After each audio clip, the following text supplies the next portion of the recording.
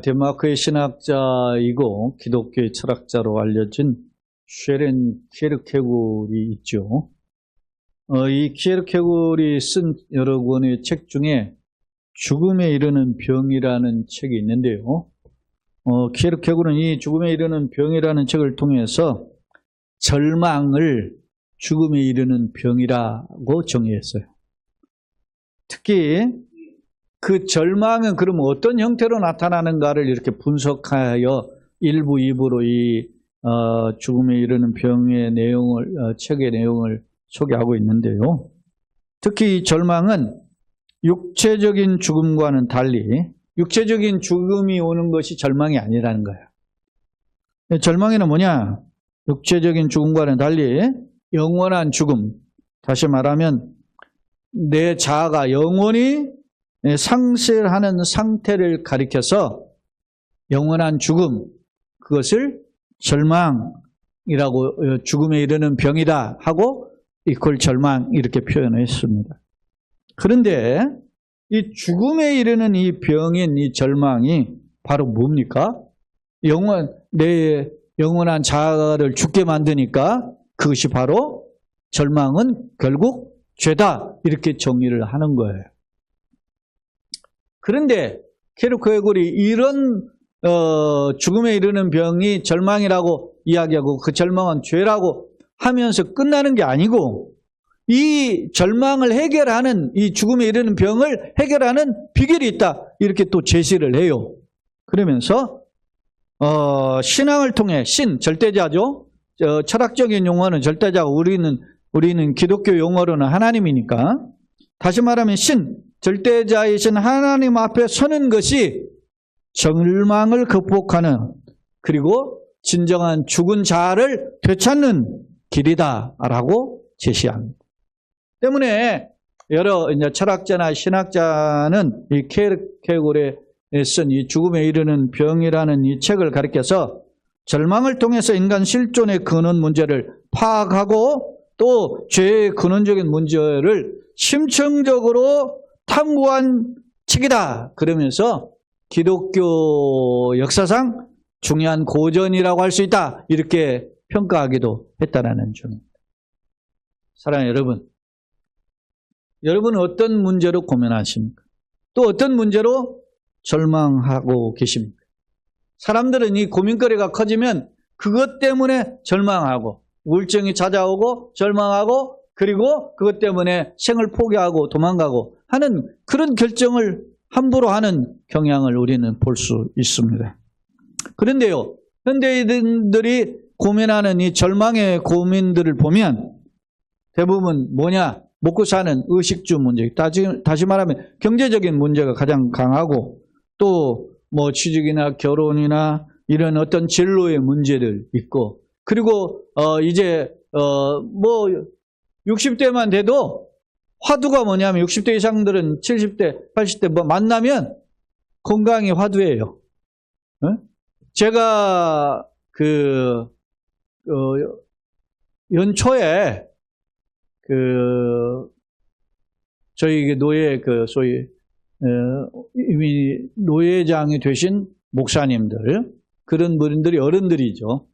그분들 저는 이제 노예장이 아니지만 저를 거기 하나 끼워줘가지고 그 모임 그룹이 있어요. 지난주도 모였는데 저는 안 갔는데 그 모임 그룹에 제가 한번 식사 대접을 한 적이 있어요. 근데 그때 새해가 시작이 되잖아요. 1월 초니까. 그러니까 덕담을 한마디 하는데 전부 다 한결같이 건강 이야기 하더라고. 내가 건강해서 자녀들에게 누가 되지 않는 올해 한 해가 되었으면 좋겠습니다. 이런 이야기야. 그게 내가 피부로 와닿아요. 그게 예? 저는 뭐 크게 데미지 있는 부분은 아니지만 머리끝부터 발끝까지 이렇게 해보면 마디마디에 이렇게 안 아픈 곳이 없더라고 보니까. 예? 제가 보니까 예를 들어서 한쪽 눈이 잘 안 보이잖아요. 제가. 예? 입안은 항상 헐고. 예? 그러죠? 뭐 어깨 저리죠. 팔에는 뭐 테니스 엘보가 왔지. 무릎에 관절이 있지. 예? 발목에 뼈에서 떡떡떡떡 하죠. 한번 잘못 하면 말이죠. 한동안 막 고생을. 이게 죽지 않을 만큼만 고생하면서 긴장하게 하는 그런 게 있더라고. 근데 제가 이렇게 생각해봐. 이러다가 10년 정도 뒤에 가면은 누구 이게 손을 빌리려는 큰일인데 이런 게 있어요. 근데 연세 드신 분들은 더 하지 않을까 하는 생각이 들어요. 그러니까 자기 막 관리를 하는 거야. 이런 문제. 또 어떤 사람들은 인간관계의 문제, 어떤 직장에서나 사람들 만나는 사회적인 관계에서 문제에 고민하고 있고 여러 크고 작은 문제를 고민해요. 이것 때문에 어떤 사람은, 심각한 사람은 두려움을 겪기도 하고 공포를 겪기도 하고 절망에 빠지기도 한다는 점입니다. 3일 전에 제가 기사를 보니까 인기 개그맨인 이경규 씨가 도로에서 비틀비틀거리는 그런 모습이 영상으로 찍혔어요. 그리고 심지어는 자기 차와 같은 차종인데 남의 차예요. 차를 운전하고 가버렸어요. 그런 영상이 CCTV에 찍힌 내용이 올라왔어요. 그러니까 이곳저곳에서는 약 먹은 거 아니야? 뭐 이렇게 한 것으로 추정했는데 어제 기자회견하는 내용을 제가 잠깐 보았어요. 그랬더니 자기는 무슨 여러분이 염려하는 약 먹은 거 없고 자기가 먹는 약은 공황장애를 겪고 있기 때문에 그 약을 먹고 있는데 그 약이 취하면 이렇게 후유증이 나는지를 몰랐다. 그러면서 자기가 해명을 하더라고요. 그러니까 그 공황장애 약이 얼마나 독하면 자기 차인지도 모르고 또 차 탔는데 시동이 걸리니까 몰고 가는 정도로 분별이 없었을까 하는 정도가 되더라고요. 근데 이 사람은 겉은 멀쩡해 보이는데 심적인 공포와 그런 어떤 절망의 그 압박 속에서 그걸 해결하기 위해서 약을 먹었는데 그 약에 취하면 비틀거릴 수 있구나. 이런 생각을 어제도 해보았어요. 안타깝게도 현대인들은 이러한 현안의 문제들은 고민하면서도 정작 죽음에 이르는 병, 참된 절망의 문제를 해결하지 못한 채 방황하면서도 그냥 태연하게 살고 있다는 것입니다. 이게 안타까운 현대의 가장 큰 질병이 아닌가 그런 생각이 듭니다. 사랑하는 여러분, 여러분은 죽음에 이르는 질병인 절망, 다시 말하면 죄의 문제에 대해서 정말 자유하십니까? 오늘 저는 제목을 진리가 너희를 자유롭게 하리라 말씀을 그대로 인용했는데요. 오늘 이 말씀은 예수님의 소위 요한복음에서 7대 자기 선언이라고 하는 예수님이 자기가 누구이신지를 선언한 7가지의 선언을 소위 예수님의 7대 자기 선언이라고 하거든요. 그 선언 중에 한 부분임을 알 수 있어요. 예수님이 요한복음에 기록된 7대 자기 선언은 마치 구약에서 모세 앞에 나타나신 하나님이 나는 여호와로라.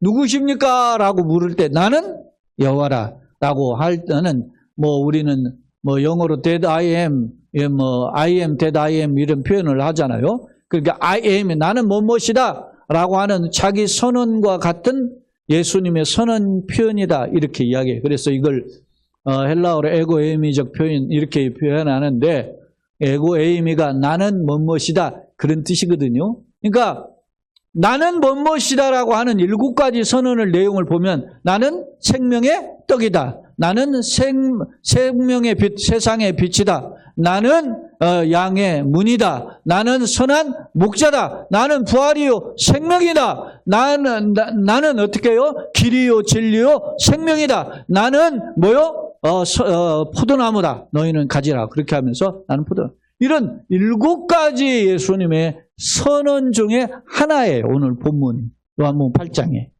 예수님은 세상의 빛이다. 생명의 빛이다. 요한복음 8장과 9장은 세상의 빛이고 생명의 빛이신 예수님에 대한 증거거든요. 그러면 요한복음 8장에서 예수님의 이 두 번째 선언인 세상의 빛이라는 증거가 언제 하셨느냐 하는 것입니다. 주목할 점은 예수님이 세상의 빛이라고 선언하시는 그 배경은 당시 초막절 행사를 배경으로 하고 있음을 엿볼 수 있어요. 7장에 보면. 7장에서는 어떤 그 행사를 하냐면 초막절 행사를 하는데, 초막절 이스라엘이 3대 절기잖아요. 그게 그러니까 무슨 절기예요?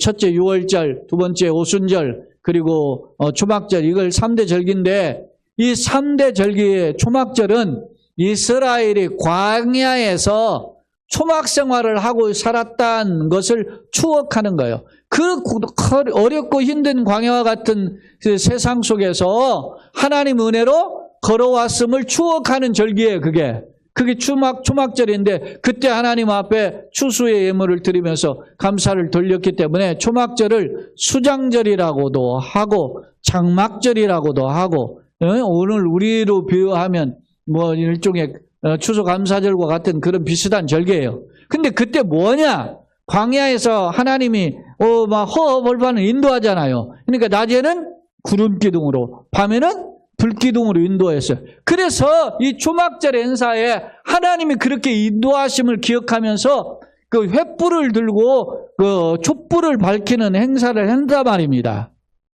근데 그 초막절에 횃불을 밝히는 이유가 뭐예요? 하나님은 뭐예요? 빛이시기 때문에. 근데 예수님은 이스라엘 백성을 향해서 이 횃불이 너희의 그 어둠을 밝히듯 광야의 빛이 되듯 내가 세상의 빛으로서 너희를 밝히는 자다라고 말씀하신 거예요. 특별히 이제 8장이 넘어와서 8장 1절로 11절에 보면 무슨 사건이 있냐면, 가늠한 여인이 현장에서 잡혀요. 잡힌데 너희가 죄 없는 자가 먼저 돌로 치라 하니까 다 이렇게 피하니까 예수님 나도 너를 정죄하지 않으니 다시는 죄를 범하지 말라 하면서 용서해 주시잖아요. 그것이 1절로 11절이에요. 그리고 8장 12절을 봅시다. 다 같이. 8장 12절에 뭐라고 하느냐. 예수께서 또 뭐라고요? 말씀하여 이르시. 그러니까 연장선에 있으면 알 수 있어요. 그 뭐라고 하는지 한번 읽어보시죠. 다시 한번. 예수께서 또 말씀하여 이르시되 나는 뭐라고? 세상의 빛이니 나를 따르는 자는 어두움에 다니지 아니하고 생명의 빛을 얻으리라. 할렐루야. 이 말씀 하신 거예요. 죄 있는 가늠한 여인을 용서하시면서 나는 세상의 빛이니 나를 따르는 자는 뭐요? 어둠에 다니지 않고 세상의 빛, 생명의 빛에 거할 수 있다. 할렐루야. 그러니까 예수님이 뭐라는 거예요? 세상의 빛이요, 생명의 빛이다. 아멘.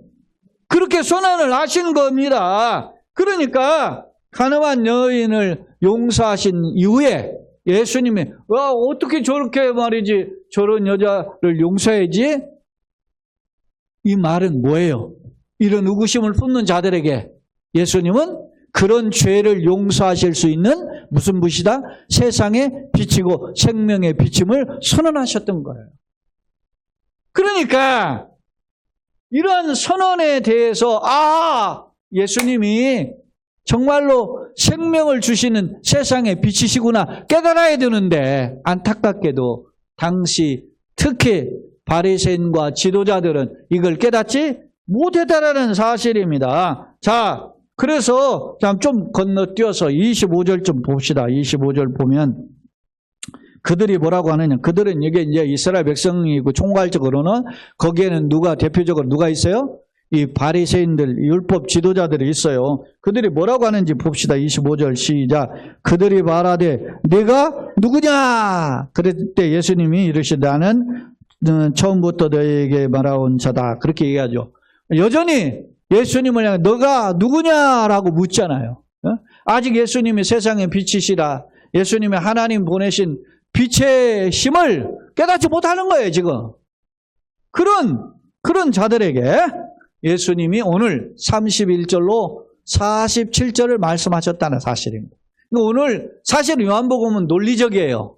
이성적이고 특히 그 헬라와 로마 철학에 가득 차 있는 자들에게 사도 요한이 예수님이 누구신가를 논리적으로 증거한 책이 요한복음이거든요. 그러니까 요한복음은 어떤 면에서 논리적이고, 이게 그래서 외국에서는 우리는 감정적이잖아요.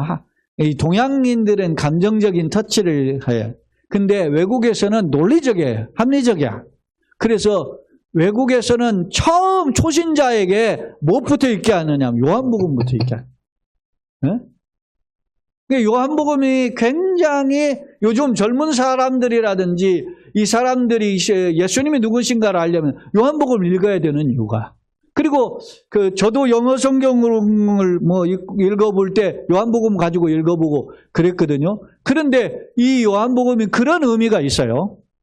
자, 요한복음은 그러면 해서 예수님은 앞서 7대 자기 선언을 통해서 예수님은 누구신가를 가르쳐 주시는데 오늘 본문에서는 어떻게 말씀하시는가? 자, 31절, 32절 같이 읽어봅시다. 시작. 그러므로 예수께서 자기를 믿은 유대인들에게 이르시되 너희가 내 말에 거하면 참으로 내 제자가 되고 그 다음에 진리를 알지니 진리가 너희를 자유롭게 하리라고 선언을 하셔요. 네? 이게 선언이에요, 선언. 진리를 알지니 진리가 너희를 뭐라고? 자유롭게 한다는 말은 죄에서 해방시킨다는 거예요. 마귀의 종로로 타는 데서 해방시킨다. 다시 말하면 죽음에 이르는 질병, 절망에서 해방시킨다. 할렐루야. 그렇게 선언을 하신단 말입니다. 다시 말하면 무엇이? 진리만이. 무엇이 이스라엘 백성을 해방시켜요? 진리만이. 진리가 뭐냐는 거예요. 그러니까 8장 33절에서 이스라엘 백성들이 이제 대답합니다. 자, 뭐라 하냐? 그들이 대답하되 우리가 뭐라? 아브라함의 자손이라 남의 종이 된 적이 없거늘 어찌하여 자유롭게 되리라 하느냐? 에? 우리가 말이지 종이 아닌데 뭐 자유롭게 하냐? 뭐 이렇게 이야기를 한단 말이에요. 우리가 아브라함 자손으로. 에? 그렇게 이제 어떻게 해요? 동문서답과 같은 예수님의 진리에 대한 자유, 죄에 대한 자유, 죽음에 대한 자유를 선언하는 말씀에 어떻게 해요? 그걸 깨닫지 못하고 자기는 여전히 우리는 아브라함 자손이야, 혈통적으로 선빈이야, 택한 백성인데 왜 우리가 자유롭게 된다고 말하지? 뭐 이렇게 어리석게 대답을 했단 말입니다. 하나는 알고 둘은 모르는 그런 답변이죠. 그러니까 예수님이 34절로 36절 같이 한번 또 읽어봅시다. 시작. 예수께서 대답하시되 진실로 진실로 너희에게 이르노니 죄를 범하는 자마다 죄의 종이라. 종은 영원히 집에 거하지 못하되 아들은 영원히 거하나니 그러므로 아들이 너희를 자유롭게 하면 너희가 참으로 자유로우리라. 자, 보세요. 너희가 이스라엘 백성들이 자기는 아브라함의 자손으로 종이 아니다, 자유로운 자다 이렇게 이야기하니까 예수님은 진실로 진실로 너에게 이른다. 강조점이에요. 아멘 아멘이 엄청난 강조점이에요. 말하노니 죄를 범하는 자마다 죄의 종이라. 여러분, 의인은 없나니 하나도 없는 줄로 믿습니다. 죄의 삭은 뭐죠? 사망이라. 너는 죄를 짓는 자와 죄의 종이야. 그러면서 종은 죄의 종이니까 죄의 종은 영원히 어디예요? 하나님의 집에 거하지 못하나니 아들은 반대로 영원히 거한다. 하나님의 집에 거하는 자는 누구가 거할 수 있어요?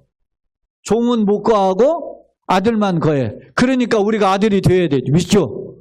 영접하는 자 그 이름 믿는 자들에게 하나님 뭐가 돼요? 자녀 되는 아들이 되는 하나님 아버지라 부르는 권세를 줘. 믿습니까? 그러니까 우리가 여전히 죄를 범하면 죄의 문제를 해결하지 못하면 죽음에 이르는 질병을 해결하지 못하면 여전히 우리는 뭐라고? 죄의 종이란 말이에요. 근데 어떻게 하면 죄에서 해방돼 아들이 될 수 있는가? 그러므로 36절에 뭐라 했어요? 그러므로 뭐라고? 아들이 너희를 뭐라 하면? 자유롭게 하면 너희가 참으로 자유를. 자, 32절과 36절은 단어만 달라. 뭐가 달라요? 앞서 32절은 진리가 너희를 뭐요? 자유롭게 하리라. 그런데 36절은 누가 자유롭게 해요? 아들이 자유롭게. 할렐루야. 그러니까 진리와 아들은 뭐요? 이퀄이에요. 이퀄이야. 진리와 아들은 같은 거란 말이에요. 아멘. 진리가 아들이라면 하나님의 아들이고 아들이 진리란 말이죠. 이 단어를 우리는 놓쳐서는 안 돼. 아들과의 진리라는 단어를. 자, 그러면서 37절에 뭐라고 하냐. 예수님 말씀이에요. 덧붙여요. 나도 너희가 아브라함의 뭐요? 자손이, 혈통으로 아브라함의 자손인, 후손인 줄을 아노라. 그러나 내 말이 너희 안에 있을 것이 없으므로 나를 죽이려는도다. 뭐라고요? 너희가 혈통으로는 아브라함의 자손이지만 뭐 하는 짓을 하는 거예요? 하나님이 보내신 아들을 죽이려 하는 죄의 우두머리 짓을 한다. 이렇게 지적하고 있는 거예요. 가장 악한 짓을 하려고 한다. 라고 경고하고 있어요. 그러자, 자, 39절, 40절, 이제 이스라엘 대답합니다. 우리 아버지는 뭐라고? 아브라함이라. 이렇게 거듭 주장해요. 하니, 예수께서 그 주장에 대해서 뭐라고 하시는 또 봅시다. 시작. 예수께서 이르시되, 너희가 아브라함의 자손이면 아브라함이 행한 일들을 할 것이오늘, 지금 하나님께 들은 진리를 너에게 말한 사람이 나를 죽이려 하는도다. 아브라함은 이렇게 하지 아니하였나. 아브라함은 어떻게 했어요? 하나님의 말씀을 믿으니 이것을 그의 의로 여기셨다. 할렐루야. 창세기 15장 6절. 에? 창세기 15장 6절을 로마서 4장에서 그대로 인용하고 있으면 우리가 살펴봤죠? 로마서 4장 2절인가 3절인가 나와요. 그게. 아브라함이 하나님을 믿으니 이것을 그의 의로 여기셨다. 할렐루야. 아브라함이 뭘 하니? 하나님의 약속, 말씀 믿었다는 거야. 그러니까 그게 창세기 15장 1절, 5절을 보면 아브라함 데리고 하늘의 별을 보여주고, 그렇게 하면 네 자손이 하늘의 별점 땅에 머리처럼 많아질 것이야. 그 약속을 믿었다는 거야. 할렐루야. 그러니까 우리가 뭘 믿어요? 하나님의 말씀, 약속을 믿는 줄로 믿습니다. 그래서 우리가 성경, 하나님의 이 무궁무진한 보화인 성경을 게을리해서는 안 되는 거예요. 가까이.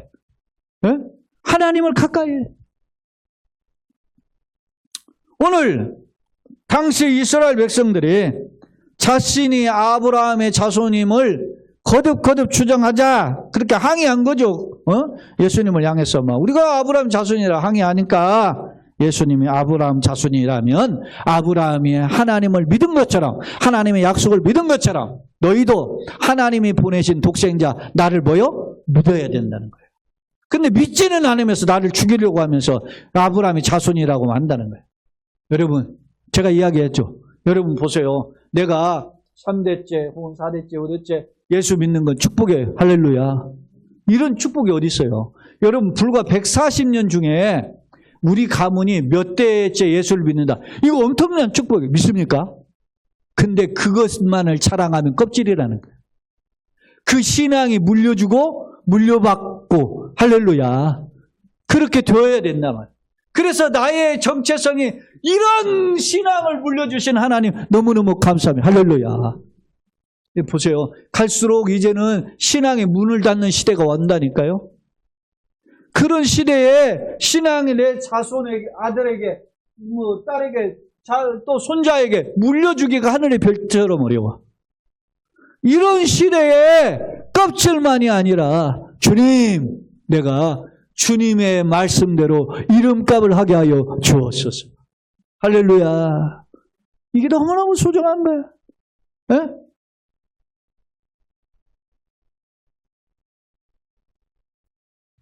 일평생 이거 하나 고민하고 사는 것이 능력인 거야. 제가 지난 주중에도 안 갔잖아요. 거기 다 부부 동반 모여. 저만 혼자 갈 수 없어서 안 간 거예요. 제가. 솔직히. 나도 갈 수 있지. 굳이 밥 한 끼 얻어먹으려고 가나, 이런 생각도 들고. 나도 밥 샀으니까 밥도 얻어먹을 수 있잖아. 그런데 1년에 많이 모이는 게 아니고 한 3번 정도 모이는데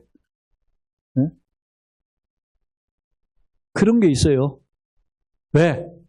가면 다 그 사람들은 내노라는 교회 담임 목사들이고 또 은퇴도 하셨고 그렇게 저한테 꼭 굳이 그렇게 표현은 안 하지만 간혹 뉘앙스가 그렇게 느낄 때도 있어요. 그러니까 그냥 피하는 거야. 굳이. 그 사람들이 저한테 잘해요. 그런데도 제가 좀 이렇게. 왜 그러냐? 세상은 그런 거야. 그들이 저를 좀 하는 경우도 있지만 저 스스로 이런 그런 생각도 들고. 이게 우리가 사는 세상은 그래요. 그런데도 그런 도전과 끊임없는 그런 와중에 내가 이 말씀으로 하나님의 뜻으로 자기를 어떻게 해요? 영적으로 컨트롤하는 거예요. 하나님, 내가 주님을 바라보고 다시 힘을 낼 수 있도록 도와주옵소서. 주의 약속 가운데 바로 서게 하여 주옵소서. 그것이 나의 주님이 주시는 영적 채찍질이라. 자, 보세요. 42절로 44절. 같이 한번 읽어봅시다. 42절. 예수께서 이르시되 하나님이 너희 아버지였으면 너희가 나를 사랑하였으리니 이는 내가 하나님께로부터 나와서 왔습니다. 나는 스스로 온 것이 아니요 아버지께서 나를 보내신 것이라. 보세요. 이러려면 어떻게 해야 돼? 영안이 열려져야지. 영안이 안 열리고 예수님을 누구로 보는 거예요? 나사렛 시골의 촌뜨기 납비로 보는 거예요. 에? 야, 가버나움 출신 납비도 아니고 저 나사렛 별 볼 일 없는 동네에 납비 주제에 무슨 왜? 예루살렘에 있는 사람들. 다시 말하면 여러분 생각해 보세요. 서울대 출신들이 연고대 스카이 소위 출신들이 지방에 어디 전문대 출신 사람 보고 비웃는 거야. 그런 거 똑같아요. 야, 너 뭐 있어? 내놓을 게 있어? 명함이 내놓은 봐봐. 이런 거죠. 여러분 지난 의료 분쟁이 일어나서 할 때 의사들이 뭐라고 하는 줄 아세요? 우리는 상위 1%라 그래, 상위 1%. 아, 이 시건방진 놈들 봐라. 여러분 보세요. 한 인간을 정말로 소중한 영혼을 살리는 자의 태도가 아닌 거야. 육체적인 진단을 하는 의사들이. 사랑하는 여러분, 세상은 이런 거예요. 그런데 그런 마인드로 누굴 봤어요? 예수님을 본 거예요. 예수님을 평가한 거예요. 그걸 생각하고 보세요. 다시 42절. 예수께서 이르시되 하나님이 너의 아버지였으면, 네가 정말로 하나님을 믿는 사람이라면 너희가 나를 뭐라고? 메시아이신 예수님을 사랑하였으리니 이는 내가 하나님께로부터 나와서 왔습니다. 나는 스스로 온 것이 아니요 아버지께서 나를 보내신 것이니라. 43절 읽어봐요. 어찌하여 내 말을 깨닫지 못하느냐? 이는 내 말을 들을 줄 알지 못함이로다. 너희는 너희 아버지 어디에서? 마귀에게서 났으니 너희 아비의 욕심대로 너희도 행하고자 하느니라. 그는 처음부터 살인한 자요 진리가 그 속에 없으므로 진리에 서지 못하고 거짓말을 할 때마다 제 것으로 말하나니 이는 그가 거짓말쟁이요 거짓의 아비가 되었습니다. 혈통적으로는 아브라함의 자손이지만 예수님의 평가는 너희가 뭐요? 마귀에게서 났다 그러잖아요. 마귀는 뭐 한 자요? 처음부터 살인한 자고 그 속에 진리가 없는 거짓말쟁이다. 거짓말쟁이요 거짓의 아비라는 거. 사랑하는 여러분, 내가 교회 예배당에 온다고 그것이 능력이 아닌 거예요. 내가 예배당에 온 내 모습이 나의 속에 예수님이 함께 하시면 확인하고 돌아가야 능력인 줄로 믿습니다. 내가 세상이 얼마나 지칩니까? 아까 여기 죽음에 이르는 질병과 같은 것들이 많아요. 세상에 화려하고 이름이 있지만은 막 약을 먹고 여기서 비틀거리잖아. 그런 삶이야. 그런데 그런 삶을 예수님을 만나고 다시 한번 위로받고 힘을 얻고 돌아간다는 거예요. 예수님을 붙잡고 새로운 하반기를 시작한다. 할렐루야. 여러분이 아무리 좋은 핸드폰을 가지고 있어도 그것이 어떻게 해요? 배터리가 방전되면 아무 소용이 없어요. 충전을 해야지. 내 폰이 막 비싼 거다. 그거 어떻게 한번 보려고 했더니 말이야. 다운돼 버리 그냥. 왜? 배터리가 1% 해가지고 없어져 버리. 그러면 켤 수가 없잖아요. 그 무슨 소용이 있어요? 아무 소용이 없어요. 여러분, 내가 아무리 세상에 화려해도 예수가 없으면 그는 방전된 인간입니다. 예? 오늘 예수로 충만케 하려고 이 자리에 선 줄로 믿습니다. 그러니까 금상첨화지. 내가 예수로 믿을 때 혈통적으로 내가 아브라함의 자손이었다면, 예수로 충만하면 금상첨화 아닙니까? 그걸 이스라엘은 놓친 거죠. 왜? 껍질 때문에. 오늘 예수님은 뭐라고요? 너희 속에 진리가 없다 그랬지. 이 진리라는 단어는 알레테이아라고 하는 이 헬라어는 매우 중요해요. 이 신약성경에, 구약에도 있지만은 신약성경에도 이 알레테이아라는 단어가 성경 여러 곳에 사용됐는데, 그래서 이 구약에서 신약에서 알레테이아를 사용할 때 구원에 관련돼서 사용했고, 하나님의 실제, 하나님의 함께 하시는 것을 가리킬 때 이 알레테이아라는 단어를 사용했어요. 그리고 요한복음에서 이르러서 예수님을 가리키는 단어로 이 알레테이아를 사용한다. 그래서 8장 앞서 이야기죠. 진리를 알지니 진리가 너희를 뭐라고? 자유케 한다 그래. 근데 그 진리는 어떻게 해요? 내가 곧 길이요 진리요 생명이니. 그 예수님이 진리라는 것은. 응? 그렇게 선언하셨던 거예요. 자, 봅시다. 45절 47로 47절까지 한번 또 마지막까지 한번 읽어보시죠. 시작. 내가 진리를 말함으로 너희가 나를 믿지 아니하여 또 아는도다. 너희 중에 누가 나를 죄로 책잡겠느냐? 내가 진리를 말하는데도 어찌하여 나를 믿지 아니하느냐? 하나님께 속한 자는 하나님의 말씀을 듣나니 너희가 듣지 아니하면 하나님께 어떻게 해요? 속하지 아니하였기 때문에. 진리를 받아들이지 않는 것은 내 속에 하나님 없기 때문이에요. 내가 하나님 안에 있고 하나님이 내 안에 있어야 되는. 그것이 어떻게 해요? 동고동락인 거지. 그러면서 8장 51절에 뭐라고 선언한지 다시 한번 봅시다. 예수님이 거듭거듭 반복해서 선언해요. 8장 51절. 진실로 진실로 너희에게 이르노니 사람이 내 말을 지키면 영원히 죽음을 보지 아니하라. 영생할 것이다. 할렐루야. 사랑하는 여러분, 그렇다면 나는 어떤가? 여러분은 진리와 생명 안에 거하십니까? 요한복음은 예수님을 가리켜서 진리이자 생명이시라는 표현을 반복해서 강조해요. 앞서 이야기했죠. 진리가 알지니 진리가 너희를 자유케 하라. 진리가 뭔데? 그렇게 이야기하고 있고, 요한복음 14장 6절에 내가 곧 예수께서 이르시 내가 곧 길이요 진리요 생명이니 나로 말미암아 아버지께 올 자가 없다 그랬죠?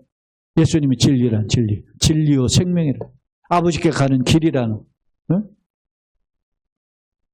사랑하는 성도 여러분, 예전에도 제가 잠깐 소개한 어느 글에 나온 이야기를 제가 소개한 내용이 있었는데, 송사리, 잠자리, 개미가 셋이 모여가지고 자기 신세를 걱정하는 내용의 글이에요. 송사리가 뭐라고 하냐면, 야 얘들아, 나는 너무 수영을 좋아하는데 그런데 말이야 걱정이 하나 있어. 뭔데? 그러니까 이 강물이 너무 모자라 내가 수영하기는 좁지 않을까? 그렇게 걱정. 그랬더니 잠자리와 개미가 말하냐, 야 걱정도 태산이야. 팔자야. 네가 수영하기에 강물은 충분해. 그렇게 이야기했다. 그러자 잠자리가, 야 나는 날개를 너무너무 날아다니는 걸 너무너무 좋아하는데 하늘이 내가 날아다니는데 너무 좁지 않을까?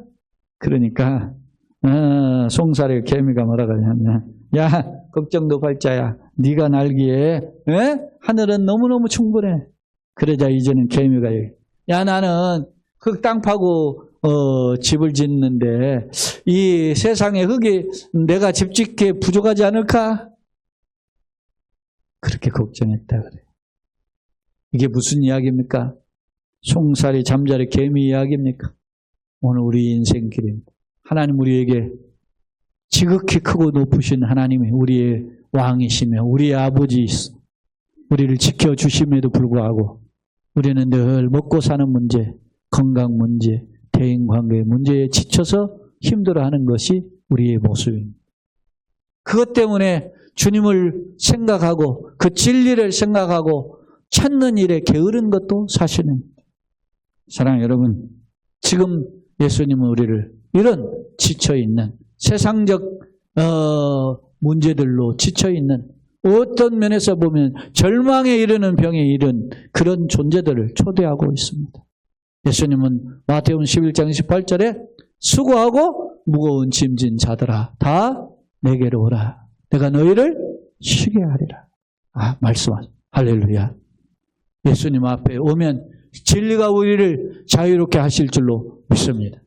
하라기는 새로운 이제 하반기를 시작하고 7월 시작하면서 내가 어디 안에 거할까 생각해 볼 때 우리가 진리 안에 있는 것이 진정한 축복이고 승리의 비결인 줄로 믿습니다. 그런 모두가 되시되 속한 가족들 되시고 삶의 터전이 되시기를 예수님의 이름으로 축원합니다. 아멘.